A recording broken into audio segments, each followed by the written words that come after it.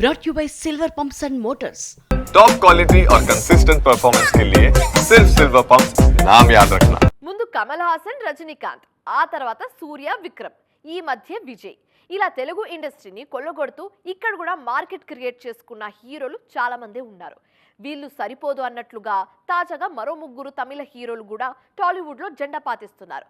అది కూడా మామూలుగా కాదు, మన హీరోలకు పోటీ ఇచ్చేలా. మరి వాళ్ళెవరో తెలుసా? రజనీకాంత్, కమల్ హాసన్లను మన ఆడియన్స్ ఎప్పుడూ తమిళ హీరోల్లా చూడలేదు.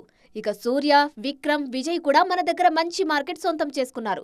తాజాగా నెక్స్ట్ జనరేషన్ హీరోలు కూడా టాలీవుడ్ ను టార్గెట్ చేస్తున్నారు.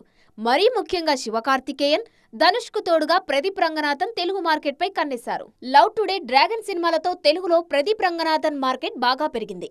ప్రస్తుతం మైత్రి మూవీ మేకర్స్ లో స్ట్రెయిట్ తెలుగు సినిమా చేస్తున్నారీన.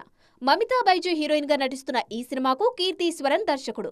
ప్రదీప్ తో పాటు శివకార్తికేయన్ కూడా టాలీవుడ్ పై సీరియస్ గానే ఫోకస్ చేశారు. వరుణ్, డాక్టర్, డాన్ సినిమాలతో తెలుగులో గుర్తింపు తెచ్చుకున్న శివకార్తికేయన్ అమరంతో బ్లాక్ బస్టర్ కొట్టారు. ప్రస్తుతం పరాశక్తితో వస్తున్నారు. ఇక ధనుష్ కూడా ఈ మధ్య తమిళం కంటే తెలుగులోనే ఎక్కువ సినిమాలకు ఓకే చెప్తున్నారు.